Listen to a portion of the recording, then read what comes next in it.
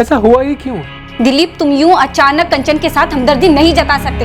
हमदर्दी तो मैं तुम्हारे साथ भी। अब जो भंग हुआ है, बहुत कुछ भंग किया है तुमने अपने भाग्य। वही बाबा, रोज की तरह काम काम। आई मेरे 30-40 मिनट की दूरी पर है।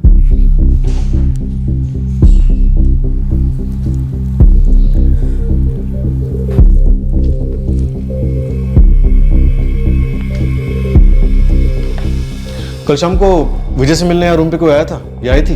जी नहीं सर, आप एंट्रेंस और कॉरिडोर की साइड सीसीटीवी फुटेजेस देख लीजिए। उनका कोई पर्सनल गेस्ट अगर रूम में आए हो तो सर हमें नहीं पता, पर सर रिसेप्शन के थ्रू कोई नहीं आया था। कंचन जी, विजय के फोन का पासवर्ड मालूम है आपको? जी नहीं सर। हमारी एक टीम पासवर्ड क्रैक करने पर लगी हुई है, कॉल रिकॉर्ड्स भी मंगवाए। कंचन जी, आपने कहा कि विजय ने आपको कल शाम को 6 बजे के आसपास फ़ोन किया था। जी सर। हाँ, नेगोशिएशंस तो सारी हो चुकी है, बस एक फॉर्मेलिटी वाली डील साइन करनी है, उसके बाद सीधे घर। तो ये डील साइन हुई है, मतलब अब तुम्हारा मुंबई अप डाउन शुरू हो जाएगा? हाँ कंचन, मुंबई आना जाना तो रहेगा ही, पर कितना ये कंपनी पर डिपेंड करता है। क्या है, मैंने एक अच्छी टीम मांगी है, पर कैप्टन तो मैं ही हूँ ना। ये प्रोजेक्ट A to Z मैंने इनिशिएट किया है, तो लीड भी मुझे ही करना पड़ेगा। मुझे पता लगाना था कि कहीं उन्हें 12 जून के बाद भी ना रुकना पड़े। कंचन जी, जिन लोगों ने हमें फ़ोन करके इन्फॉर्म किया, उन्होंने हमें बताया कि गोली की आवाज़ सुनने के बाद जब वो लोग वहाँ पहुँचे तो वहाँ से कोई बाइक पर भाग निकला। तो जाहिर सी बात है, आपके पति विजय उस बाइक वाले के साथ उस खंडर पर आए होंगे। आपको कुछ आइडिया है ये बाइक वाला कौन हो सकता है? नहीं सर, मुझे नहीं पता। यहाँ थाने घोड़बंदर में आपके पति विजय पहले भी आते जाते रहते थे काम के सिलसिले में? कई बार। यहाँ कोई दोस्त है थाने मुंबई साइड? सबका तो पता नहीं, पर एक दिलीप है, वो हमारे घर भी आया हुआ है अहमदाबाद में। पूरा नाम नंबर है? दिलीप बोरकर है पूरा नाम। नंबर देती हूँ।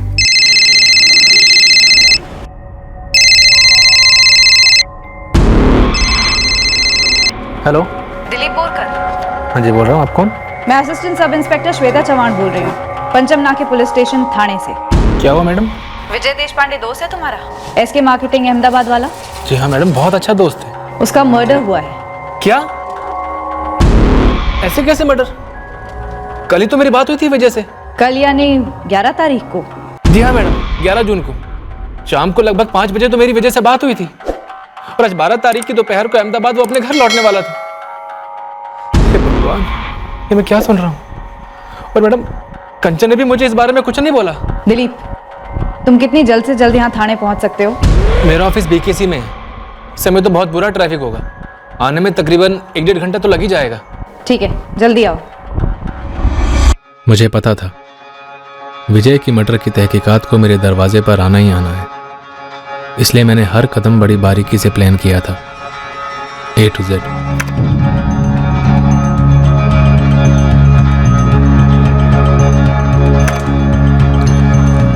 विजय ने 4:05 पे वागले स्टेट से यहाँ होटल पहुँचने के लिए प्रीपेड टैक्सी ली। टैक्सी वाले ने बताया कि वो अकेला था, CCTV में भी कोई विजिटर नहीं दिख रहा। और विजय यहाँ से निकलता कितने बजे? 6:40 पे अकेला। होटल की लॉबी में भी वो अकेला ही है। वेटिंग एरिया में भी उससे कोई नहीं मिला, बाहर की CCTV में भी उससे कोई नहीं मिला, वहाँ पे भी वो अकेला ही है। पर विजय रास्ते में कहीं ना कहीं किसी ना किसी से मिला जरूर होगा। उसकी बाइक पर डबल सीट बैठकर उस खंडर तक गया और उसने विजय को पॉइंट ब्लैंक रेंज से शूट कर दिया। फॉरेंसिक लैब से विजय के फोन का पासवर्ड क्रैक होकर आता ही होगा आधे घंटे में। मैं उसका कॉल रिकॉर्ड फॉलो कर रही हूँ। इस वक्त हम सिर्फ 2 कॉल्स के बारे में जानते हैं, लगभग 5 बजे दोस्त दिलीप का फोन और 6 बजे बीवी कंचन का। और भी कॉल्स हुए होंगे। विजय ने पक्का कोई ना कोई मीटिंग प्लान की थी और ये मीटिंग पूरी तरह से गलत गई।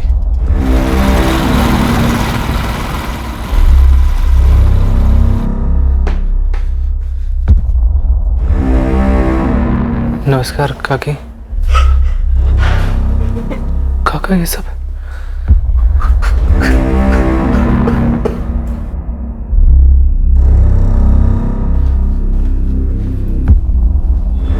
कंचन, ये सब क्या हो गया?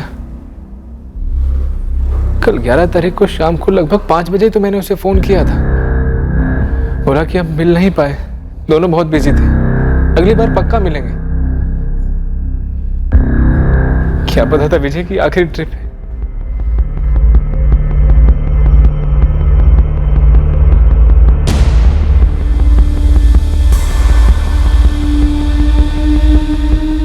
मैं सारे जवाबों के साथ रेडी था, वो सारे जवाब जो उन्हें मुझ पर शक करने का कोई चांस ही नहीं देते।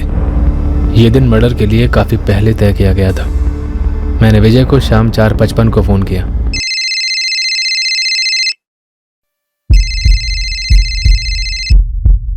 हाँ दिलीप, कहाँ है? घर पर। मिलना है क्या? हाँ हाँ, आता हूँ ना। एक्चुअली मैं तुझे फ़ोन करने ही वाला था। कुछ फिक्स हुआ क्या? हाँ यार, उसी बारे में बात करनी थी। एक्चुअली हमें चलकर एक ऑफिसर से मिलना पड़ेगा। अरे ग्रेट, तो आज ही मिलके डन करते हैं ना। मैं भी फ्री हो गया हूँ। अच्छा, तो वेलकम होटल से बाहर निकलेगा ना तो राइट ले लेना। जैसे ही राइट लेगा टी पॉइंट आएगा, तो वहीं वेट करना, मैं वहीं आता हूँ। और तुझे फ़ोन नहीं कर पाऊंगा यार, फ़ोन की लगी पड़ी है, बैटरी बिल्कुल डाउन है। ठीक 6:50 पे मिलते हैं, वहीं से ऑफिसर को मिलने चलेंगे। हाँ हाँ ठीक है, ठीक है।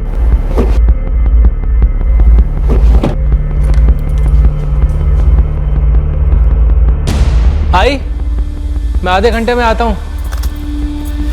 सर, विजय देशपांडे के कॉल रिकॉर्ड्स आ गए। शाम 6 बजे लास्ट कॉल हुआ था वाइफ कंचन को। उसके पहले 4:55 पर एक कॉल हुआ था 444879654 पे। दिलीप, ये तुम्हारा नंबर है? जी मैम, मेरा ही नंबर है। दिन में कोई कॉल हुई हो? शाम को कोई मीटिंग फिक्स हुई हो? दिन में जितने भी कॉल्स हुए वो विजय के अहमदाबाद वाले ऑफिस के कुलीग्स को हुए, सारे लैंडलाइन नंबर्स। ले, तुम्हारी वजह से कब से दोस्ती है? गहरी दोस्ती थी? सर, हम दोनों बहुत अच्छे दोस्त थे, लंबे टाइम से दोस्ती थी। सर, मैं तो अहमदाबाद में उसके घर पर भी रह चुका हूँ, उसकी पूरी फैमिली को बहुत अच्छे से जानता हूँ। सर, दरअसल विजय अपनी वाइफ कंचन के लिए कोई सरकारी नौकरी तलाश रहा था। मैं भी उनकी जॉब के लिए ट्राई कर रहा था। विजय की किसी से कोई दुश्मनी? नहीं सर, ऐसा कुछ भी नहीं है, कम से कम जितना मैं जानता हूँ। सर, मैं ऐसे किसी को नहीं जानता हूँ जो विजय को इस तरह मार डालेगा। साहब, वैसे तो मेरे बंदे सुपारी मार्केट को टटोल रहे हैं, लेकिन उसके लिए भी कोई एंगल होना जरूरी है। एंगल मिलेगा गुरु, हम ढूंढ रहे हैं। साहब, एक बड़ी अजीब बात है, मारा सही इस विजय को, लेकिन इसकी पहचान मिटाने की कोशिश नहीं की गई। ना ही इसका चेहरा बिगाड़ा गया, ना ही इसका मोबाइल ले गया, ना ही इसका वॉलेट ले गया हत्यारा। हाँ, ये बात सबसे पहले हमारे जहन में भी आई थी। नहीं जता सकता नम्रता, ये जो मैंने किया है, जो तुमने मुझसे करवाया है, इसके बाद मैं ज्यादा दूर तक नहीं भाग सकता हूँ, और तुम भी ज्यादा दूर तक नहीं भाग पाओगी। दिलीप, हम बहुत दूर चले जाएंगे, बहुत दूर। तुम पैनिक मत हो, हड़बड़ाओ मत, सब कुछ सही चल रहा है। कुछ सही नहीं चल रहा है नम्रता, तो कोई पैनिक नहीं है, कोई हड़बड़ाहट नहीं है। नम्रता, हम दोनों एक अंधी गली में घुस आए हैं। विजय की इसमें कोई गलती नहीं थी, अपने एक मासूम की जान ली है। विजय मासूम नहीं था दिलीप, वो गलत था और उसका मरना बहुत जरूरी था। उसका मरना जरूरी नहीं था नम्रता, मैं तो उसको जानता भी नहीं था, तुमने मुझसे उसका खून करवाया। तुम्हें आइडिया नहीं है मैं तुमसे कितना प्यार करता हूँ। तुम्हारे लिए मैं अपनी जान तक दे सकता हूँ। मुझे तुम्हारी जान नहीं चाहिए। तो फिर हाँ कर दो, हम शादी कर लेते हैं। मैं शादी के लिए तैयार हूँ दिलीप, लेकिन उससे पहले मेरी एक शर्त है। तुम्हारे लिए तो मैं कुछ भी कर सकता हूँ। किसी को मारना पड़ेगा। ये कैसी शर्त है? किसने मारा मेरे पति को?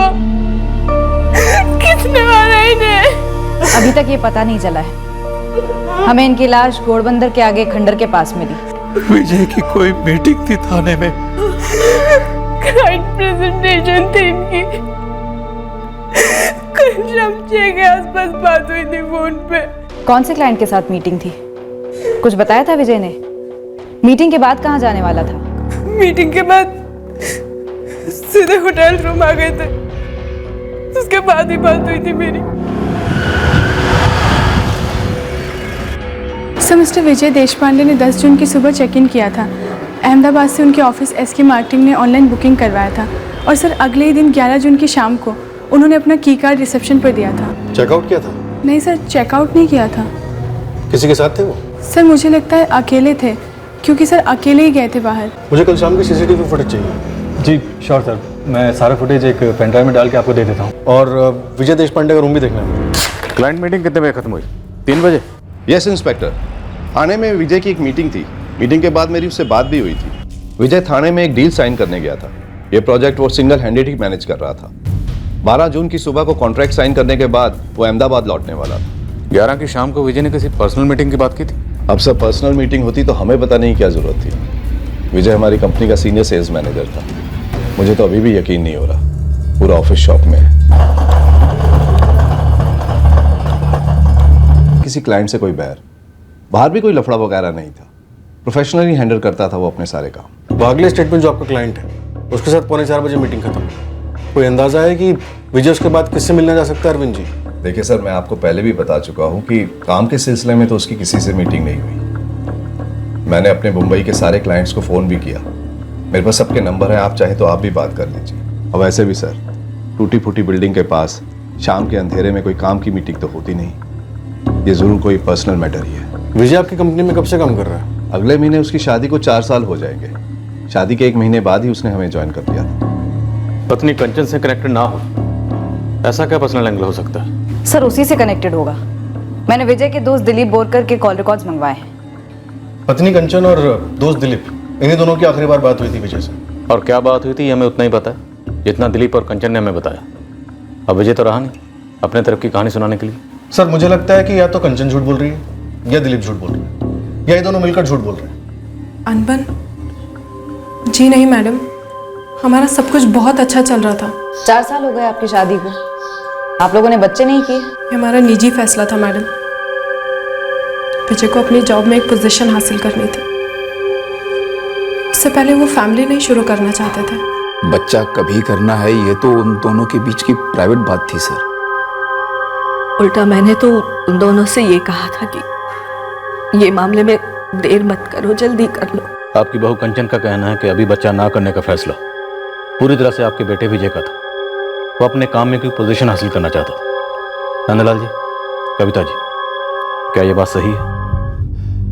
इंस्पेक्टर साहब, कहीं आप ये तो नहीं कहना चाह रहे हैं कि कंचन ने ही विजय को कुछ कर दिया? ये क्या अनाप शनाप बक रहे हैं आप? मेरी बेटी अपने पति को मरवाकर भरी जवानी में अपनी जिंदगी बर्बाद करेगी? अरे दोनों की रजामंदी से सारी कुंडली वुंडली मिला के ये रिश्ता तय हुआ था, और फिर 4 साल में एक बार भी कंचन ने किसी अनबन के बारे में बात नहीं की। देखिए, हम सवाल कर रहे हैं, जो भी सही जवाब है आप दे सकते हैं। कंचन विजय के साथ बहुत ही खुश थी, समझे आप? और ये जो आप बच्चा न करने की बात उछाल रहे हैं, ऐसी कोई बात ही नहीं थी। आप बेकार में ही अनुमान लगा रहे हैं कि कंचन ने इस बात को लेकर कुछ कर दिया होगा। अरे कोई अपने पैरों पे कुल्हाड़ी खुद क्यों मारेगा? बैठे बैठे अपना घर बर्बाद क्यों करेगा? Medical problem? जी नहीं मैडम, हमें कोई मेडिकल प्रॉब्लम नहीं थी। और सुनिए, बात कुछ ज्यादा ही पर्सनल होती जा रही है। पर्सनल होना पड़ता है मैडम। आपके पति का मर्डर हुआ है, वो भी पहले से प्लानिंग के साथ। मैंने कोई प्लानिंग नहीं की है। मैंने नहीं मरवाया अपने पति को। दिलीप बोरकर को शादी से पहले से जानती हो तुम? दिलीप को? जी नहीं मैडम, मैं तो उसे ठीक से जानती तक नहीं हूँ। वो विजय का पुराना दोस्त है और बस उसकी मदद कर रहा था। तुम्हें सरकारी नौकरी दिलाने में? विजय चाहता था कि मैं सरकारी नौकरी करूं, और उसे लगा कि दिलीप मदद कर सकता है। हेलो, सब इंस्पेक्टर काले बोल रहा हूँ। हाँ जी काले साहब, कहिए। तुमसे दोबारा से बात करनी थी। पूछिए। थाने आ सकते हो अभी? अभी सब थोड़े अर्जेंट डिस्पैचेस हैं, 1-2 घंटा लगेगा फ्री होने में। ठीक है, मैं इंतजार कर रहा हूँ। देखिए, मेरे और दिलीप के बीच में कुछ भी नहीं है। उसके रेवेन्यू डिपार्टमेंट में कुछ कॉन्टैक्ट्स हैं, और वह अहमदाबाद में बात कर रहा था मेरी जॉब के लिए, वो भी सिर्फ इसलिए क्योंकि वो विजय का अच्छा दोस्त था। तरुण पवार कौन है? कौन है तरुण पवार? बोरीवली का एड्रेस है, तुम्हारे मायके से 10 मिनट दूरी पर रहता है। कौन है तरुण पवार? तरुण मेरा दोस्त है। टेंशन में मत आ जाना दिलीप, सारे सवालों के जवाब होंगे। पर क्या ऐसा करना जरूरी था क्या? उसे जान से मार देना जरूरी था क्या? हाँ, जरूरी था। मैंने जो भुगता है उसका बोझ उतारने का यही एक तरीका था दिलीप। अब बस ठंडे दिमाग से काम लेना। सब कुछ जैसे प्लान किया है वैसा ही होगा। फिर हम शादी कर लेंगे, खुश रहेंगे। अगर मेरे और तरुण के बीच में कुछ ऐसा होता जो मेरे पति को नहीं मालूम होना चाहिए था, तो उसका नंबर आपको मेरे फोन में नहीं मिलता। वो मेरे भाई जैसा है। मुझे ऐसा क्यों लग रहा है कि तुम्हारे फोन में तरुण का नंबर हमें सिर्फ इसलिए मिला है ताकि हम उस तक आसानी से पहुंच सके? और तुम्हारे पास सारे सवालों के जवाब पहले से ही तैयार हो। वो इसलिए लग रहा होगा मैडम क्योंकि आपने पहले से तय कर लिया है कि मेरे ऊपर ही शक करना है और मुझे किसी तरीके से फंसाना है। विजय मेरा पति था, प्यार करती थी मैं उससे। उसे खोने का जितना दर्द है मुझे, ये सब सवाल पूछ के आप मुझे और दर्द दे रहे हैं। ये तरुण, इसके पास भी सारे सवालों के जवाब पहले से ही मौजूद होंगे। आप खुद क्यों नहीं पूछ रहे थे? कई सालों से राखी बहन है मेरी। तो तुम्हारा कहना है कि तुमने न विजय को मारा है न मरवाया है। आप लोग पागल हो क्या? मैं सीधा साधा सर्विस करने वाला आदमी हूँ, और मुझे तो 2 दिन के बाद पता चला जब कंचन के माँ बाप ने मुझे बताया कि विजय आया हुआ है। वो तो हमें दिख ही रहा है, तुमने एक भी कॉल नहीं किया उसे। मैम, मैं कैसे कॉल करता जब मुझे पता ही नहीं था कि विजय आया हुआ है? और क्यों कॉल करता मैं उसे? वो तो अपने सास ससुर से मिलने भी नहीं आया। अजीब है ना, उनसे मिलने नहीं गया, फोन तक नहीं किया। ऐसा क्यों? कोई अनबन थी क्या पति पत्नी के बीच में? दहेज वहेज को लेकर कोई झगड़ा? मैं क्या जानूं मैडम, मुझे लगता है विजय भयंकर बिजी रहा होगा, शायद इसलिए नहीं गया वहां। और आप ऐसे कैसे इधर उधर तीर चला रहे हो? मैं विजय और कंचन की शादी में था, दोनों को अच्छे से जानता हूँ। विजय बढ़िया आदमी था, एकदम डिसेंट। दिलीप बोरकर को जानते हो? नहीं, आज तक मिला तक नहीं उससे, सिर्फ नाम सुना है उसका, कंचन और विजय के मुंह से।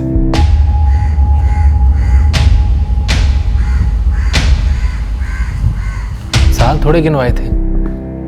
अब नवंबर 2017 से दोस्ती शुरू हुई तो बातचीत भी तभी से शुरू हुई होगी ना सर।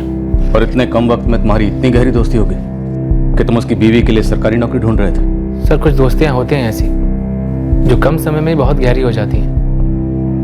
हम दोनों की ट्यूनिंग सही थी सर, एक दूसरे से अक्सर मिलते रहते थे, एक दूसरे के घर भी जाते रहते थे। विजय मुंबई में है, मैंने उसे तुम्हारा कांटेक्ट दे दिया है, वो तुम्हें फोन करेगा। उसके बाद आगे तुम्हें बात बढ़ानी है। ठीक है।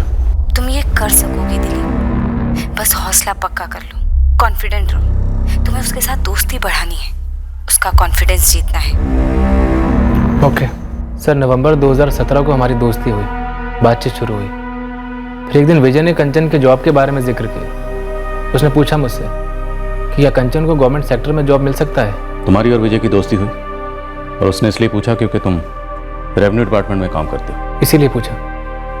और सर मैं वैसे भी अहमदाबाद की ब्रांच में कुछ लोगों को जानता हूँ और कंचन को वहीं जॉब चाहिए था।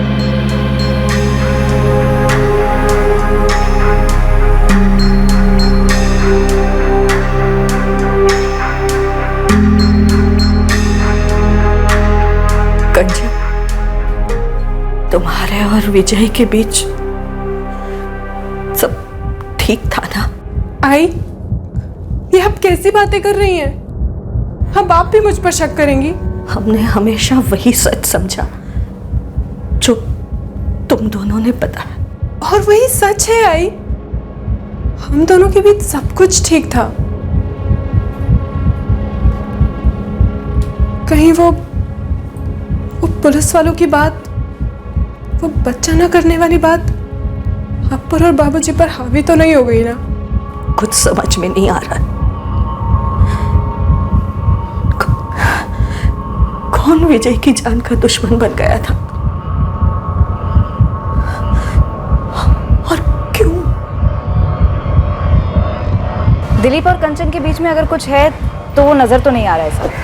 अगर उन्होंने गेम खेला है तो बहुत छुप के खेला है, बहुत शातिर तरीके से खेला है। पूरी कोऑर्डिनेशन रही है दोनों के बीच। परफेक्ट मर्डर तो हो नहीं सकता, कोई ना कोई सुराग छूटना ही छूटना है, बस सिर्फ हमारी पकड़ में आना बाकी। विजय और कंचन की शादी को 4 साल हुए। विजय के अहमदाबाद शिफ्ट हुए और नई जॉब पर आए भी 4 साल हुए। उससे पहले विजय पुणे में था। अगले महीने उसकी शादी को 4 साल हो जाएंगे। शादी के 1 महीने बाद ही उसने हमें ज्वाइन कर लिया था। और उसके पहले विजय देशपांडे कहाँ था अरविंद जी? पुणे में काम करता था, वहां से शिफ्ट करने के बाद उसने हमें ज्वाइन किया। तुम्हें लगता है हमें विजय के अतीत में खोदना चाहिए, और वहाँ कंचन का क्या मिलेगा? और ये दिलीप, ये तो नवंबर 2017 में विजय को मिला था। आप सही कह रहे हैं सर, शायद विजय के अतीत में कुछ ना मिला, और शायद कि दिलीप भी झूठ बोल रहा हूँ। दिलीप भले ही झूठ बोल रहा हो, लेकिन फिर भी 4 साल पहले विजय से उसका क्या कनेक्शन होगा जब विजय पुणे में था? शायद दिलीप पहले वहाँ पोस्टर हो, कुछ हुआ हो जो दिलीप छुपा रहा, घुमा रहा। नहीं सर, दिलीप का बैकग्राउंड चेक किया, जब से उसने रेवेन्यू डिपार्टमेंट ज्वाइन किया है वो बीकेसी में ही पोस्टेड है। और उसकी वाइफ कंचन बोरीवली की है, यहीं मुंबई की। शायद पुणे में कुछ मिलने के चांसेस ना के बराबर है। मुझे बस ऐसे ही लगा क्योंकि विजय पहले पुणे में था। इतना पर लग रहा है तो एक बार चेक कर ही लो, क्योंकि ना करने से तो अच्छा है चेक करके तसल्ली करते। एक बात थी जो विजय के माँ बाप ने हमें बताई ही नहीं, और ना ही वो बात अब तक की तहकीकात के दौरान सामने आई। इस बात का ताल्लुक विजय और कंचन की शादी से था, और यह बात कंचन के माँ बाप ने भी नहीं उठाई थी। शायद उन्हें इस बात के बारे में पता ही नहीं था, भनक तक नहीं थी।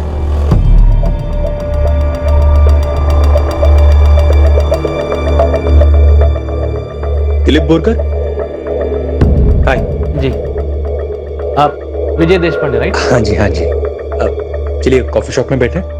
केस के आखिर में जाकर हमें पता चला कि दिलीप बोरकर को विजय देशपांडे के पास जानबूझकर भेजा गया था, उससे दोस्ती करने के लिए।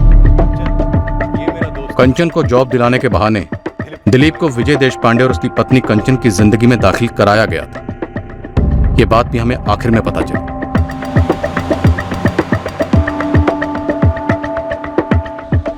पुणे में अतीत को खोद निकालना रूटीन एक्सरसाइज थी तहकीकात, पर हमें कोई आइडिया नहीं था कि इस जुर्म की जड़ यहीं थी, पुणे में।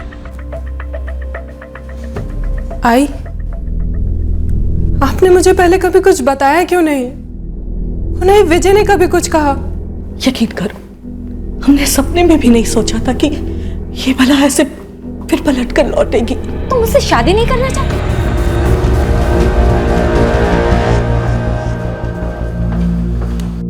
हमने विजय के बारे में सुना, हम सारे शॉक थे। उसने जॉब 4 साल पहले छोड़ दी थी। हाँ सर, करेक्ट। हमें पता चला कि विजय यहीं पुणे का था, उसके माँ बाप भी यहीं के हैं। अपना विजय पक्का पुनेरी था।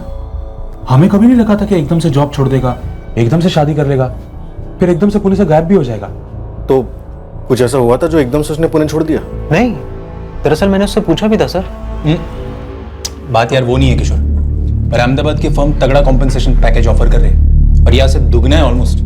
सही है यार। बात सिर्फ सैलरी की नहीं है, सेल्स में मुझे पहले से ही जाना था, और इंटरेस्ट है यार मेरा। लेकिन विजय पूरी फैमिली के साथ इतनी दूर अहमदाबाद? अरे मस्त शहर है अहमदाबाद, आई बाबा पुणे मिस नहीं करेंगे, मैं कह रहा हूँ तुम्हें। और सब कुछ है वहाँ पे, मराठी मित्र मंडल है, पुनेरी लोग रहते हैं, और कंचन भी रहेगी ना उनके साथ। एक बार बस अभी मुंबई में जल्दी शादी हो जाए, फिर 2 हफ्ते के लिए हनीमून जाऊंगा, और फिर नई जॉब।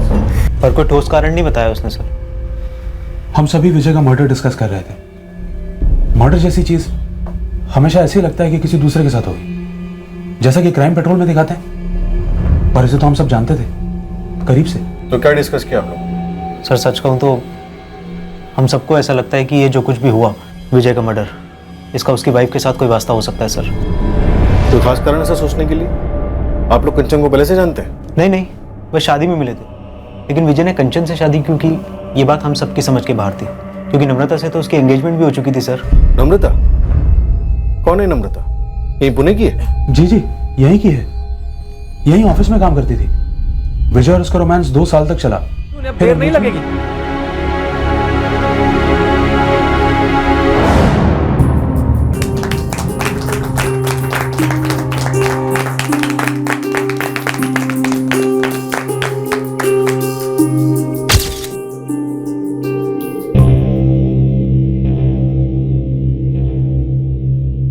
सारे नम्रता ने खुद दे दिया खुशी से, रात के बाद गेट आई।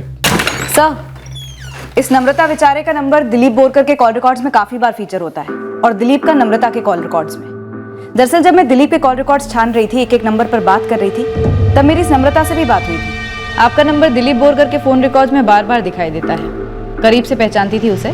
मेरा नाम नम्रता विचारे है मैडम। दिलीप बोरकर अच्छा दोस्त है मेरा। पर प्रॉब्लम क्या है? क्या तुम विजय देशपांडे और उसकी पत्नी कंचन देशपांडे को जानती हो? अहमदाबाद के हैं दोनों। नहीं मैडम। कौन है ये लोग और बात क्या है? मतलब झूठ बोली? और विजय के माँ बाप ने कभी सोचा भी नहीं होगा कि जो सगाई 5 साल पहले टूट चुकी थी वो इस तरह अपना सर उठाएगी। रतन, चुपचाप इस दिलीप बोरकर को उठाओ। इन सब ने कभी सोचा भी नहीं होगा कि हम पुणे जाकर इनके रिश्तों को खोद निकालेंगे। वैसे पुणे जाने का आइडिया तुम्हारा था, काम कर गया। चुपचाप रतन, तुम्हारे माँ बाप बाहर हैं, काफी घबराए हुए हैं वो। मेरे पेरेंट्स? बात क्या है सर? हम तुम्हें कस्टडी में ले रहे हैं। आप मुझे डराने धमकाने की कोशिश कर रहे हैं? मेरे बूढ़े पेरेंट्स को घसीट रहे हैं? ना, हम दिलीप बोरकर को घसीट रहे हैं। वही दिलीप बोरकर जिसकी पहले विजय से दोस्ती करवाई गई। इस लालच में कि वो विजय की वाइफ कंचन को रेवेन्यू डिपार्टमेंट अहमदाबाद में नौकरी दिलवाएगा। और इस दिलीप बोरकर को नम्रता तुम इसे मिली 2 साल पहले बोरीवली में एक शादी में। फिर तुम दोनों का रिश्ता शुरू और फिर तुमने इस दिलीप बोरकर का इस्तेमाल किया अपने एक्स मंगेतर विजय देशपांडे का कत्ल करवाने के लिए। बढ़िया मिल गई, बस सिर्फ कत्ल का मकसद जानना बाकी है, वो तुम हमें बताओगे। देखो दिलीप तो बोलेगा, हम बुलवाएंगे उससे, हम तुमसे भी बुलवा सकते हैं। बोलोगी तो टाइम भी बचेगा और तुम्हारी खाल भी। सर मैंने विजय को गोली मारी थी। वो हम जानते हैं दिलीप, बस पहले हमें लगा तुमने कंचन के लिए विजय को मार डाला। नम्रता तो हमारी तहकीकात में काफी बाद में उभर के आई। सर मैं नम्रता के प्यार में था। मैंने उससे कितनी बार कहा कि पुरानी बातों को भुला दे। नम्रता, पास्ट होता है, अतीत। नम्रता, हम एक दूसरे से मिले हैं, प्यार है, आज की सोचते हैं, आने वाले कल की प्लानिंग करते हैं हम दोनों। मेरे लिए मेरे बीते कल को भुलाना मुश्किल ही नहीं, नामुमकिन है। मेरे सर पर, मेरे दिल पर, मेरी पूरी पर्सनालिटी पर वो बीता कल एक बोझ बनकर बैठा हुआ है। नम्रता, अतीत का बोझ ऑप्शनल है, उठाना चाहो तो भारी है, वरना तो रुई से भी हल्का है, पल में हवा हो जाता है। तुम मारोगे ना उसे मेरे लिए? क्या इतना प्यार करते हो तुम मुझसे? इतना जान लो दिलीप, विजय ने अतीत में जो मेरा मजाक उड़ाया था, वो मजाक वक्त के साथ मुझे और हर्ट करता है, क्योंकि उसके लिए मैं आज भी अतीत नहीं हूँ। वो आज भी मुझे फोन करता है अपने काम के लिए। हाँ, कैसी हो नम्रता? फर्स्ट क्लास, बस थोड़ा काम के लिए लेट हो रही हूँ। अच्छा सुनो ना, एक हेल्प चाहिए थी मुझसे? हाँ यार, वो कंचन के लिए जॉब ढूंढ रहा हूँ मैं। उसे जॉब करनी है, घर पे बैठे बैठे बोर हो जाती है वो। तुम चाहते हो कि मैं यहाँ पूना से अहमदाबाद में तुम्हारी वाइफ के लिए जॉब ढूंढूं? हाँ, तुम यहाँ गवर्नमेंट ऑफिसेस में डील करती थी ना, और यहाँ के टॉप के लोगों को जानती हो, तो देखो ना यार, कुछ बात चला दो ना। पहले भी कई बार अलग अलग कामों के लिए फोन किया है उसने मुझे। नम्रता, नंबर ब्लॉक करने में कितनी मेहनत लगती है। मेरे सिस्टम से नहीं होता ना ब्लॉक दिलीप, उसका एक ही तरीका है, फ्लश आउट करना होगा उसे। तुम्हारे पास गन है ना, तुमने मुझे दिखाई थी। नम्रता, वो तो एक लैंड डेवलपर ने मुझे धमकी दी थी, तो अपनी सेफ्टी के लिए किसी पंटर से खरीद ली थी जिसका लाइसेंस तक नहीं है मेरे पास। गोली चलती है ना उसे, जान लेने वाली असली गोली, तो लाइसेंस को मारो गोली, गन रेडी करो। और रही विजय की बात, तो मैं विजय को तुम्हारे पास भेज दूंगी। नम्रता, नम्रता, नम्रता, तुम बस मुझसे शादी करो, मैं तुमसे इतना प्यार करूंगा, तुम्हें इतनी खुशी दूंगा कि विजय का नामो निशान तक बाकी नहीं रहेगा तुम्हारी मेमोरी में। और नम्रता, दुनिया में हर मर्द एक जैसा नहीं होता है। अगर इस बात पे यकीन नहीं करती तो क्या तुमसे इतना प्यार करती दिलीप? पर मैं पूरी तरीके से तुम्हारी होना चाहती हूँ, लेकिन इस वक्त मेरे अंदर के एक हिस्से पर विजय का कब्जा है। आजाद कर दो उसे, मैं उसे मरा हुआ देखना चाहती हूँ। दिलीप अपना जुर्म कबूल कर चुका है, उसने वो गन भी सरेंडर कर दी है जिससे उसने विजय का कत्ल किया था।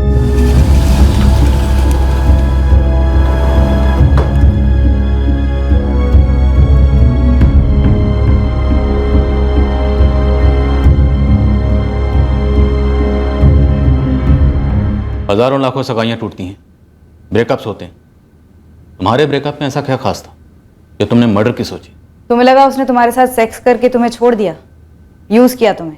सेक्स करने के बाद आगे नहीं बढ़ना चाहता था तो भी मैं समझ जाती, प्यार खत्म हो गया होता तो भी मैं समझ जाती। एक बार सामने से आके तो कहता कि अब नहीं करता प्यार, लेकिन 1 to 1 तो बात हुई ही नहीं। सारी दुनिया की सुनी उसने, खुद की कभी नहीं। क्या सुनी लोगों की, और तुम्हारी क्या नहीं सुनी? इंस्पेक्टर आप और आप मैडम, देखिए मुझे, क्या आपको लगता है कि मैं एबनॉर्मल हूँ फिजिकली, शरीर से? नहीं। क्या विजय को लगा तुम एबनॉर्मल हो? पहले कभी नहीं लगा, सारे साल, वो दिन, वो रातें, वो हर लम्हा जो हमने साथ गुजारा, उसने हमेशा मेरी खूबसूरती की तारीफ की। वो जब भी मुझे प्यार करता था दिल से कॉम्प्लीमेंट करता था। उसके बाद मैं लोगों की सुनी, उनकी बातों पर यकीन करने लगा। अरे भाई ये तो बहुत ही बढ़िया हो गया, बहुत अच्छी जॉब है तुम्हारी। लेकिन जोड़ी कुछ जम नहीं रही है। जोड़ी कुछ ठीक नहीं लग रही है। क्या बोलती है? मैं भी आपको यही बोलने वाली थी। सगाई के पूरे 6 महीने बाद विजय आकर मुझसे कहता है कि उसको सगाई तोड़नी है, वो मुझसे शादी नहीं करना चाहता। नहीं विजय, ये कोई तुम्हारे ऑफिस के डील नहीं है कि बस तोड़ दी। मुझे एक्सप्लेनेशन चाहिए। मुझे ब्रेकअप से कोई ऑब्जेक्शन नहीं, बुरा लग रहा है अंदर से, उतना ही रो लूंगी और फिर ठीक भी हो जाऊंगी, लेकिन मुझे रीजन चाहिए। सबको लगता है यार हमारी जोड़ी सही नहीं है यार। हाँ मतलब कुछ मेल नहीं है हमारे बीच। ये सब कौन है विजय? हाँ, और ये तब कहाँ थे जब तुमने मुझे प्रपोज किया था, किस किया था, प्यार का इजहार किया था, अनगिनत बार सोए थे मेरे साथ, शादी के लिए प्रपोज किया था, एंगेजमेंट की थी, तब कहाँ थे ये लोग? और इन सबको क्यों लगता है कि हमारे बीच में कोई मेल नहीं है? हाइट। क्या? नम्रता यार, तुम मेरे हाइट के मुकाबले बहुत ज्यादा छोटी हो। Are you serious? तुम्हें सच में हमारी हाइट डिफरेंस से दिक्कत है? ये सब लोगों को हम दोनों अच्छे नहीं लगते यार, हमारी जोड़ी अच्छी नहीं लगती, और फिर इसलिए मैंने डिसाइड कर लिया हम आगे नहीं बढ़ते। आगे नहीं बढ़ते? क्योंकि मैं हाइट में छोटी हूं, सिर्फ हाइट के कारण? नम्रता ये सिर्फ नहीं है, जो लोग एंगेजमेंट में आए थे ना वो बुजुर्ग लोग हैं, दुनिया देखी उन्होंने, सभी लोगों को लगा ये ऊंचाई का फर्क सही नहीं है, सभी लोगों के जुबान पे बस एक ही बात थी, ये जोड़ी ठीक नहीं है। मतलब मैं 4 फुट 10 इंच हूं तो शादी के लिए डिस्क्वालीफाई करती हूँ? तुम्हारे प्यार के काबिल नहीं, कुछ इंचेस छोटी पड़ती हूँ, और इन सबको किस बात का डर है विजय? हाँ, कि कल को हमारे बच्चों की हाइट मुझ पर न चली जाए? शॉर्ट हाइटेड होना पाप है क्या? और अगर उन्हें तुम्हारी हाइट मिल गई तो? देखो नम्रता, मैंने इस सब के बारे में काफी सोचा है। तुमने तुम्हारे सब की बातों को काफी सही सोचा है। काफी सही है ना वो? हाँ सही है सब।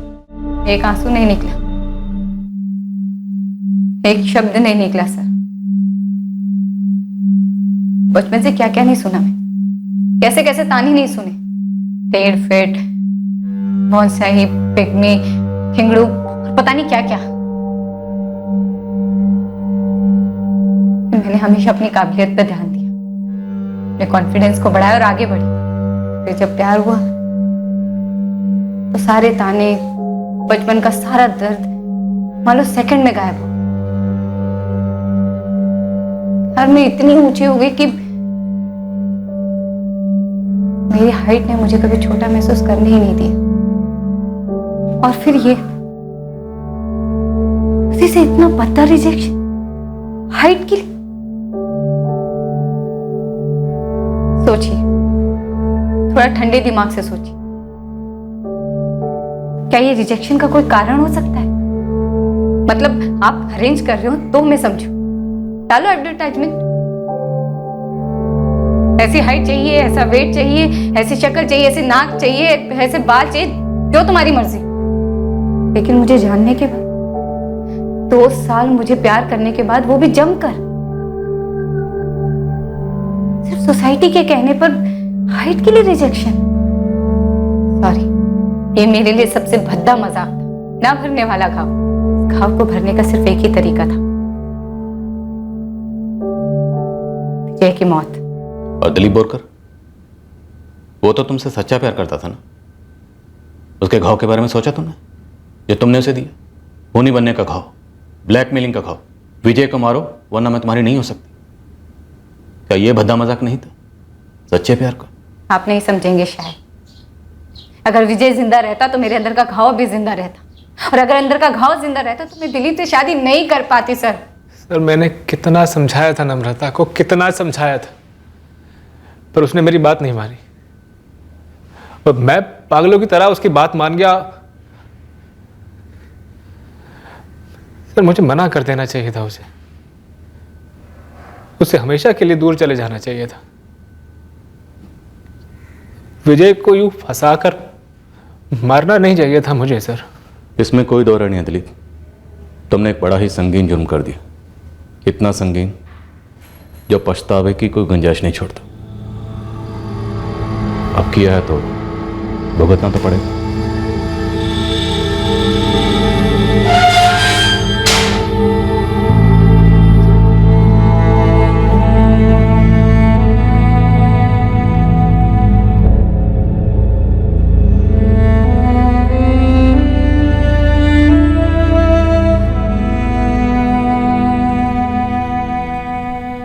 हाँ, शादी ब्याह के मामले में गुणों के मिलने के अलावा शारीरिक पहलू भी देखे जाते हैं।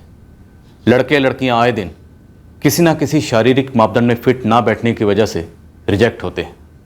क्या यह सही है या गलत, यह कहना एक धुंधला सा ग्रे एरिया है। पर रिजेक्शन ना नकारे जाने का कोई भी कारण हो, जरूरत है कि रिजेक्ट हुआ लड़का या लड़की। हाँ सर, हमारी केस से जुड़ा मामला लगता है। हाँ फिरोज, मुझे भी यही लगा।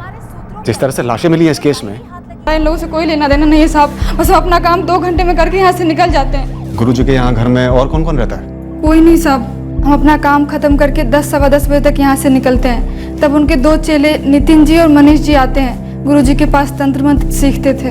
तो और कोई नहीं है फूलचंद जी का? हैं साहब, उनके एक बड़े भैया हैं, यहीं कहीं कानपुर में रहते हैं। और बीवी बच्चे थे, लेकिन अब कहाँ है पता नहीं। हमने सिर्फ सुना है, कभी देखी नहीं। सर, तंत्र मंत्र की सामग्री के अलावा ये एक डायरी मिली है और ये फोन शायद फूलचंद जी का ही है। फूलचंद जी के भाई का नंबर है? नहीं है साहब। उनके दोनों चेले नितिन और मनीष, उनमें से किसी का नंबर? नहीं साहब। फिरोज फोन में चेक करो, बड़े भाई का नंबर या दोनों चेलों में से किसी एक का नंबर तो होगा ही होगा। नौकरानी मंजू बता रही थी कि उसने 2 बाबा लोगों को निकलते हुए देखा था घर से बाहर सुबह। आप लोगों ने भी सिर्फ किसी ने देखा? नहीं साहब, हम तो अपने घर के अंदर ही बैठे थे, हमने किसी को आते जाते नहीं देखा।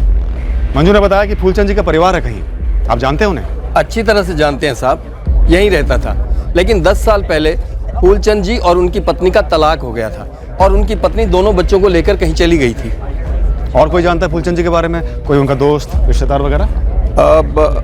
उनके बड़े भाई हैं ना रघुवीर जी, उनको पता होगा। हाँ जी, हम रघुवीर वर्मा बात कर रहे हैं। फूलचंद जी के बड़े भाई? जी हाँ, बात क्या है? फूलचंद जी का देहांत हो गया है, शायद मर्डर हुआ है। मर्डर? इसीलिए मैंने कहा कि मर्डर भी हो सकता है। आपके फाइंडिंग्स क्या है? इसके दाहिने हाथ पर उंगलियों और नाखूनों के निशान पाए गए हैं, जैसे किसी ने जबरदस्ती पकड़ा हो, और वो भी हाथ के पीछे।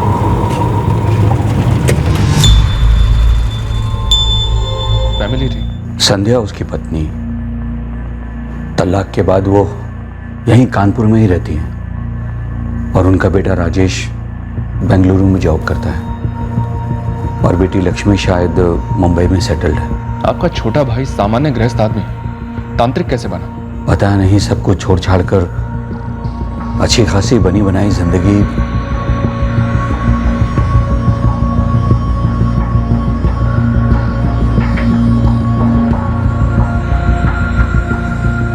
मनीष, नितिन, काम वाली को तो जानती होगे तुम दोनों?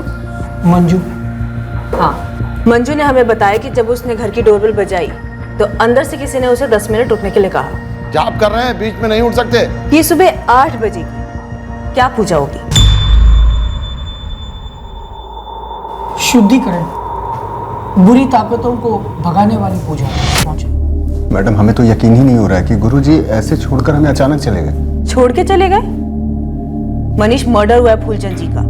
हाँ हाँ, वही। ये जो शुद्धिकरण की पूजा थी, ये फूलचंद जी किसके लिए कर रहे थे?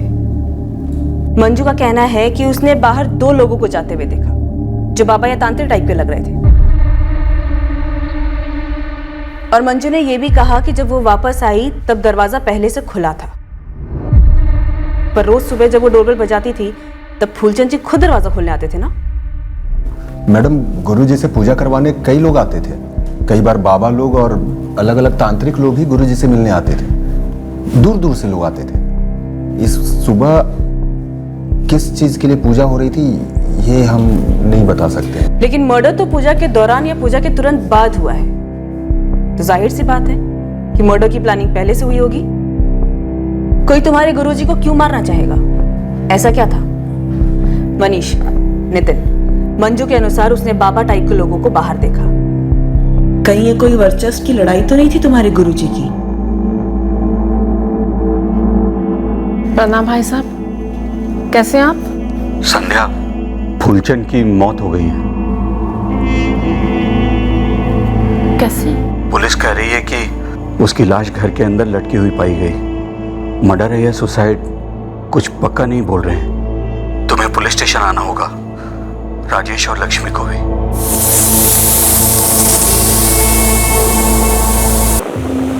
लक्ष्मी, तुम्हारे पापा नहीं रहे, पुलिस केस है, कह रहे हैं कि मर्डर या सुसाइड हो सकता है। हेलो लक्ष्मी। हाँ माँ। बेटा राजेश और तुम आओगे तो अच्छा रहेगा। हाँ, हम करते हैं राजेश भैया से बात।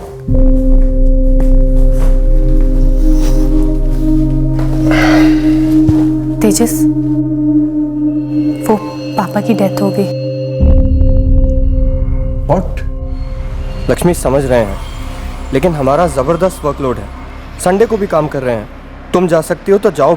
हमारे लिए छुट्टी लेना इम्पॉसिबल है इस वक्त। वैसे भी लक्ष्मी, हमें पापा से मिले या बात किए हुए कई साल हो गए। हम कौन सा टच में थे उनके भैया, हम तो सिर्फ मम्मी के लिए कह रहे थे, एक दिन के लिए आ जाते। छोड़ो ना लक्ष्मी, जीते जी उन्होंने कभी केयर नहीं की, जो समय के साथ बिखरती गई थी। आज स्पीकर नहीं आया आप? ताना मारना है? खाते वक्त नहीं। संध्या ने हमें बताया फूलचंद के गुस्से और हिंसक स्वभाव के बारे में और किस तरह वो आए दिन संध्या पर हाथ उठाता। पापा, आपसे कुछ बात करनी है। बोलो। लक्ष्मी से पता चला कि उसके और उसके भाई राजेश द्वारा समझाने की हर कोशिश के बावजूद नजर में गुरुजी बन के हमको कुछ नहीं पता। हमारे लिए तो सिर्फ बुरी शादी का एक आधा हिस्सा थे। रिश्ता तो 10 साल पहले ही खत्म हो चुका था, अब वो आधा हिस्सा भी मिट गया। ये कैसे हुआ, मर्डर या सुसाइड, हमको नहीं पता और ना ही पता करना है। हमने फूलचंद जी का नाम तो सुना है, परंतु यह कभी नहीं सुना है कि कोई व्यक्ति साक्षात अपने मृत्यु को देख सकता है। यदि फूलचंद जी ऐसा कह रहे थे तो हमें तो सिर्फ यह ढोंग लगता है। अच्छा, उनकी नौकरानी बता रही थी कि उसने 2 बाबाओं को उनके घर से जाते हुए देखा था। कोई आइडिया है कि कौन हो सकते हैं वो दोनों? हमने सैकड़ों तंत्र मंत्र करने वाले बाबाओं से पूछताछ की, कोई भी स्पष्ट रूप से बता नहीं पा रहा था कि नौकरानी मंजू कनौजिया ने जिन 2 बाबाओं को कत्ल की सुबह फूलचंद के घर से निकलते देखा था वो कौन हो सकते थे। हमने फूलचंद वर्मा के फोन रिकॉर्ड्स में फीचर हुए उन सभी लोगों से कांटेक्ट किया जो उसके पास सलाह मशवरा और उपायों के लिए आते थे।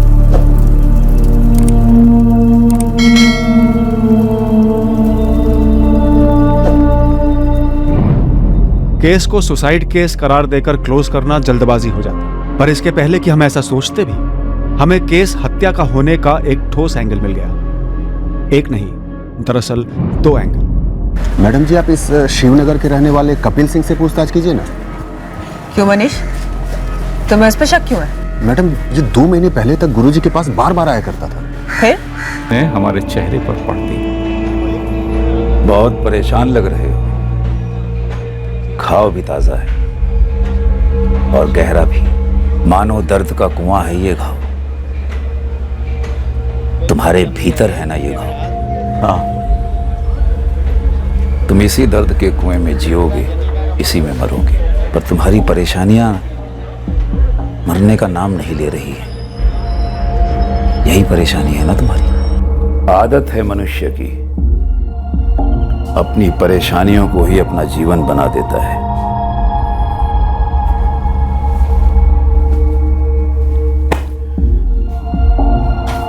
फिर अपेक्षा करता है कि परेशानियां समाप्त हो जाएं।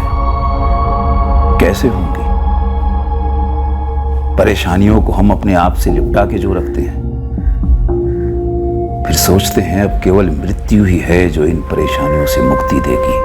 सच कह रहे हैं बाबा, हमारा तो हर दूसरे दिन मन करता है कि मर जाए, छूट जाए। ऐसा सोचने वाले केवल तुम ही नहीं हो, और फिर मृत्यु कोई इच्छा तो है नहीं जो पूरी होती है या नहीं होती है। मृत्यु तो एक सत्य है, एक मंजिल है जहां तुम्हें हर हाल में पहुंचना है। अब वहां की गाड़ी या जहाज तुम्हारे कब आएंगे ये तो कोई नहीं बता सकता।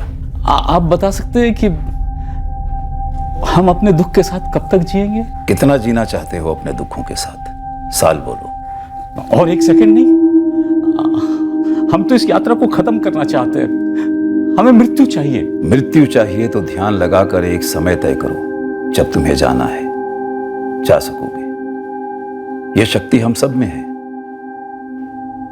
अगली बार जब तुम यहां आओगे हम तुम्हें नहीं मिलेंगे इस संसार में। ऐसा क्यों कह रहे हैं गुरुजी? कह नहीं रहे, देख रहे हैं अपनी मृत्यु को। हमारे गुरु ने सारी विद्या, सारी हिम्मत हमें दे दी थी, और जब ये जो तुम्हारा मुरारी वाला केस है, हाँ, ये 10 लोगों की मौत वाला, ये मुझे हमारे यहाँ सितंबर 2017 में रजिस्टर हुए केस की याद दिला रहा है। तुम्हारे हाथ तुम्हारे केस में कुछ लगा क्या? नहीं राजपूत, अभी नहीं। हालांकि रोज नई कहानियां, नए एंगल्स उभर आते हैं। बेसिकली हम पोस्टमार्टम की राह देख रहे हैं ताकि डिटेल रिपोर्ट साथ लगे।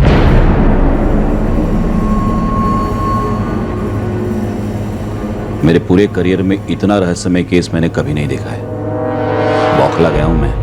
लेकिन तुम्हें ऐसा क्यों लग रहा है कि हमारा मुरारी वाला जो केस है वो तुम्हारे सितंबर 2017 वाले केस से जुड़ा हुआ है? पता नहीं विष्णु, विक्टिम फूलचंद वर्मा का मर्डर हुए होने के 2 एंगल्स मिले थे, पर पता नहीं, अभी मैं सोच रहा हूं कि वो मर्डर था या सुसाइड, या फिर अजीब सा सुसाइड। और तुम्हें लगता है कि हमारा जो केस है वो तुम्हें ऐसा सोचने पर मजबूर कर रहा है? शायद, पर साथ साथ मुझे यह भी लग रहा है कि शायद हमारा केस मर्डर केस ही है, जैसा कि हमें उस वक्त लगा था। बेटी का हाथ हो सकता है, मुंबई वाली लक्ष्मी। सर, उसकी मां संध्या ने आपको बताया नहीं कि ये लक्ष्मी 11 से 13 सितंबर यहीं कानपुर में थी? क्या? इस बंदी की पूरी कुंडली मंगाई है मैंने मुंबई से। ये लक्ष्मी और उसके पति तेजस का पर्चा चिट्ठा ये है कि दोनों ने अपनी नौकरी छोड़कर इंटरनेट पे वो खोला है, वो बोलते ना, वो पोर्टल खोला है, पोर्टल। कोई पैसा वैसा लगाया था क्या उन्होंने? कोई लोन वोन, कोई नुकसान? एक बंदा उनके साथ काम कर रहा था, वो बोला धंधा फुलटू मंदा है, घाटे में है दोनों।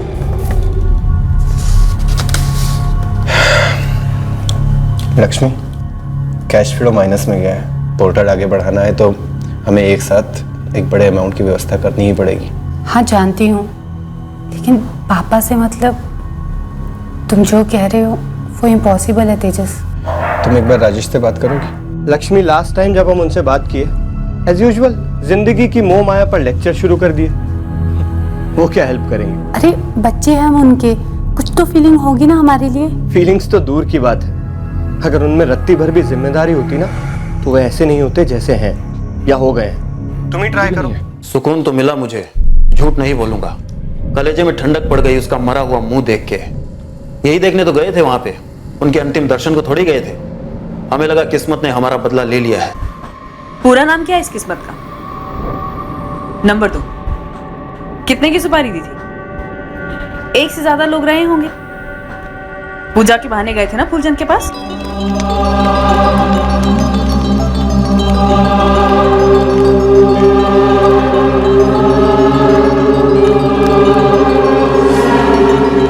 बेटे की मौत का गम कम करने के लिए फूलचंद की बलि चढ़ा दी। अगर इस फूलचंद को मारने से मेरा बच्चा लौट आता तो मैं इसे मारता और अपने इन हाथों से मारता।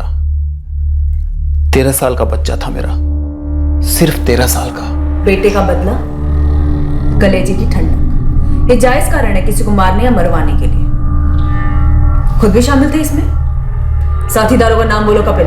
मैडम, किसी को मारने के लिए हिम्मत लगती है, ताकत लगती है, नफरत लगती है।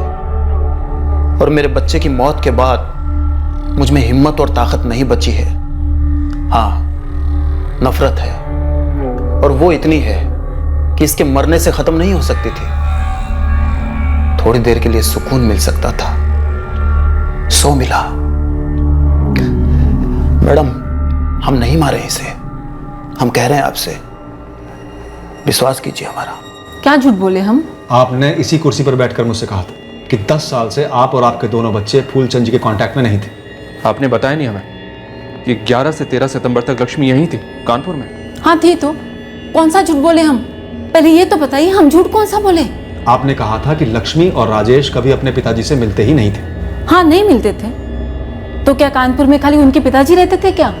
अरे हम भी तो रहते हैं, वो दोनों आते हैं हमसे मिलने। 11 और 13 सितंबर के बीच लक्ष्मी आई थी हमसे मिलने।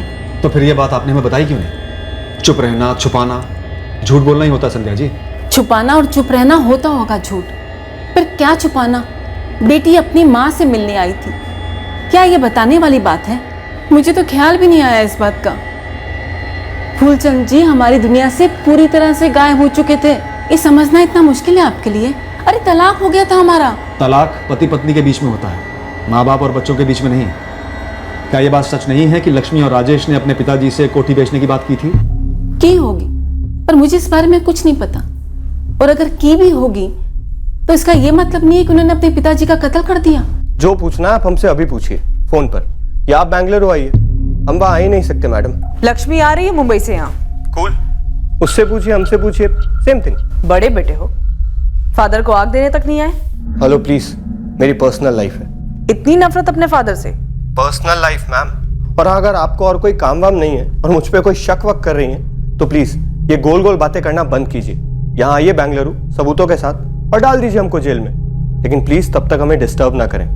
आप लोगों को और कोई नहीं मिला तो हमको फंसाने चले, सिर्फ इसीलिए कि 11 से 13 हम यहाँ कानपुर में थे। तुमने जॉब छोड़ा, तुम्हारे हस्बैंड ने जॉब छोड़ा, ऑनलाइन स्टार्टअप पोर्टल फेल हो गया, तुम लोग फंडिंग के लिए तुम्हारे फादर की कोठी बेचना चाहते थे। तो उनका मर्डर करके कोठी कैसे बिकती बताइए? तुम हमें बताओ लक्ष्मी, तुमने हमें क्यों नहीं बताया कि 11 तारीख से लेकर 13 तारीख तक तुम कानपुर में थी और अपने फादर से मिली भी थी? हम सिर्फ अपनी माँ के साथ थे और इस बीच ना ही हम अपने फादर से मिले ना ही उनसे बात की। वो दोनों आदमी कौन थे जो तुम्हारे फादर को मारने आए थे? हमें कैसे मालूम होगा? और for you kind information officer, funding की क्रंच है हमारी और वो हम लोन से पूरा कर रहे हैं, बैंक लोन जो अप्रूव भी है। तुम्हारे भाई के दिल में काफी नफरत भरी लगती है तुम्हारे फादर के खिलाफ। ऐसा कुछ नहीं है, रंजिश थी, गुस्सा भी था, लेकिन बचपन की सारी यादें इतनी बददी नहीं है मैडम। इस शहर में गुजरा था हमारा बचपन, माँ यहाँ रहती है इसलिए आते जाते हैं। और लास्ट टाइम सुन लीजिए, हम अपने फादर से नहीं मिले और ना ही हमने उन्हें मरवाया।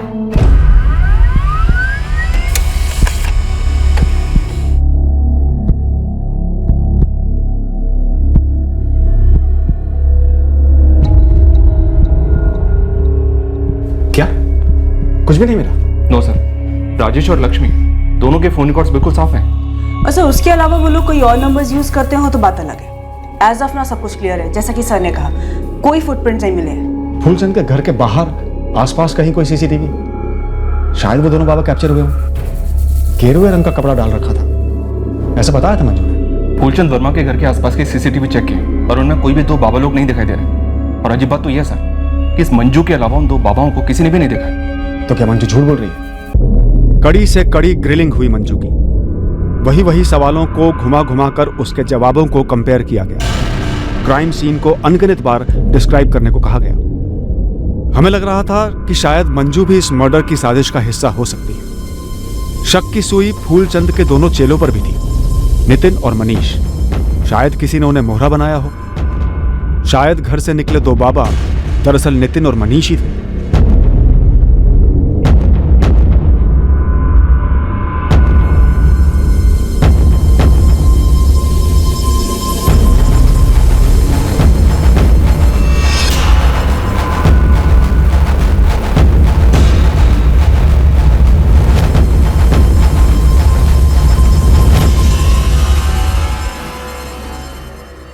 क्या वाकई में ये सुसाइड ही था? क्या फूलचंद ने खुदकुशी की थी? सर फूलचंद की डायरी स्कैन की, इसमें केवल तंत्र मंत्र के पार्ट हैं जो शायद वो सालों से सीख रहा होगा। सब पूरी तरह से तो नहीं समझी, लेकिन इस डायरी के हर एक पार्ट में अलग अलग किस्म के पावर्स, उन पावर्स को हासिल करने के मंत्र और तरीके हैं। अलग अलग किस्म के पावर्स? जी सर, खुद की और दूसरों की लाइफ को देखने का पावर और इच्छाओं पर पावर, दुनिया से चले जाने का पावर, मौत को देखने का पावर, इसका भी जिक्र है सर। तो हाइपोथेटिकली स्पीकिंग फूलचंद ने अपनी मौत देखी, डेथ बाय सुसाइड। लेकिन सब फूलचंद के हाथों पे निशान थे, किसी ने उसे पकड़ के रखा था। तो किसी ने असिस्ट किया फूलचंद को? सर शायद मंजू को इसके बारे में कुछ पता। असिस्टेड सुसाइड के बारे में? क्योंकि मंजू के अकॉर्डिंग उसने घर से 2 लोगों को निकलते हुए देखा था। आत्महत्या का प्लान, वो भी मिलकर? साहब आप लोग ये कैसी कैसी बातें कर रहे हैं साहब, हमारी तो कुछ समझ में नहीं आ रहा है। 10 महीने हो गए हैं फूलचंद को गए हुए, लगभग 1 साल। अब और झूठ नहीं चलेगा मंजू। क्या तुमने वाकई उन दोनों बाबाओं को उस घर से जाते हुए देखा था, या मैं गुमराह कर रही थी किसी के कहने पर? कहीं वो दोनों मनीष और नितिन तो नहीं थे? मैडम कसम खा के कहते हैं मैडम, जब चाय पीकर हम वापस आए तो हमने देखा कि घर के पास से 2 बाबा लोग गुजर रहे थे। अब वो लोग घर के अंदर से आए थे या नहीं ये नहीं जानते हम, बस घर का दरवाजा खुला हुआ था। अब इससे ज्यादा हमको कुछ नहीं पता है साहब, और हमने कोई गुनाह नहीं किया है साहब। 10 महीने पहले ये डायरी हड़बड़ाहट में हमने ध्यान से नहीं पढ़ी थी। कुछ पन्ने हमसे छूट गए थे और इन्हीं पन्नों में से किसी एक पन्ने पर तुम दोनों का गुनाह छुपा हुआ है। क्या सर? तुम्हारे गुरुजी ने साफ साफ लिखा है इसमें कि वो सुसाइड कैसे करेंगे और तुम दोनों फिर कर वापस कत्ल और सुसाइड के बीच की अंधी गली में खो से गए थे। नया सुसाइड वाला एंगल भी ज्यादा दूर तक नहीं जा पाया था। पर अब यह केस लगभग 10 महीने बाद फिर एक बार रोशनी में आया और इस बार सुलझने के आसार नजर आने लगे।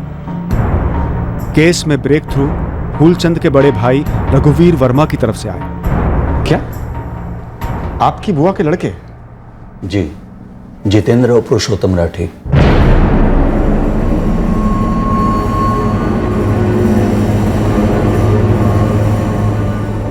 रघुवीर जी, 10 महीने बाद आप एकदम से ये 2 नाम लेकर चले आए? हमारी बुआ जी सालों पहले परलोक से तार गई थी। फूलचंद उनके और फूफा जी केदारनाथ राठी से करीब था। 2 साल पहले फूफा जी भी चल बसे। उनके जाने के बाद इन दोनों भाइयों से हमारा कोई खास मेल मिलाप नहीं रहा। बस रिश्तेदारी है तो दोनों आ गए थे फूलचंद के अंतिम संस्कार में। पर ये दोनों फूलचंद जी को क्यों मारते? जितेंद्र और पुरुषोत्तम के पिताजी हमारे फूफा जी केदारनाथ राठी जी 2 साल पहले गुजर गए थे। जितेंद्र और पुरुषोत्तम की एक बहन है श्रेया, उसका पति सुरेश फूफा जी की मौत के कुछ महीनों बाद वो भी चल बसा। तो जैसे वो आए थे फूलचंद के लिए, हम भी गए सुरेश की बरसी में अभी 2 महीने पहले। लेकिन मारा क्यों? आप उन दोनों के नाम क्यों ले रहे हैं? क्योंकि उन्होंने कुछ कहा हमसे जो हमको खटका। ओम श्री शांताकारं भुजगशैलं पद्मनाभं सुरेशं विश्वाधारं गगन सदृशं मेघवर्णं शुभांगं लक्ष्मीकान्तं कमलनयनं योग विद्यानिगम्यं वन्दे विष्णुभवनं।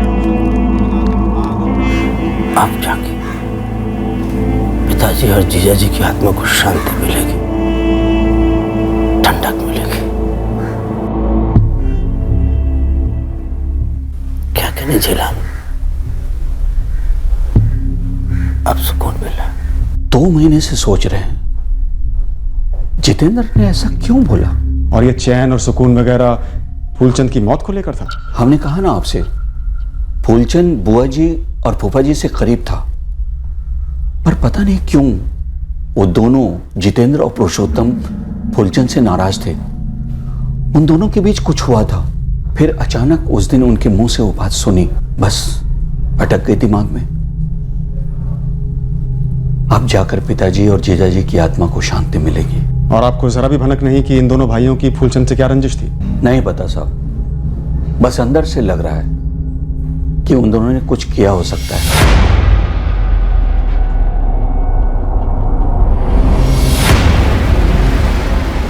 हम इन राठी भाइयों को बिना सबूत के उठाना नहीं चाहते थे। दोनों के फोन रिकॉर्ड्स में फूलचंद वर्मा के साथ किसी प्रकार का कांटेक्ट सामने नहीं आया।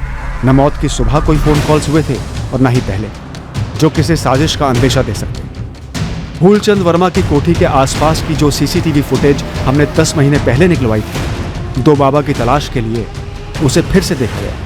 इस बार जितेंद्र और पुरुषोत्तम राठी की तलाश में। ये दोनों थे साहब।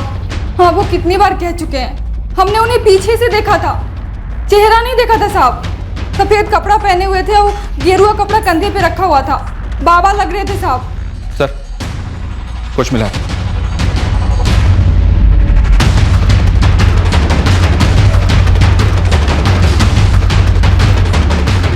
ये देखिए सर।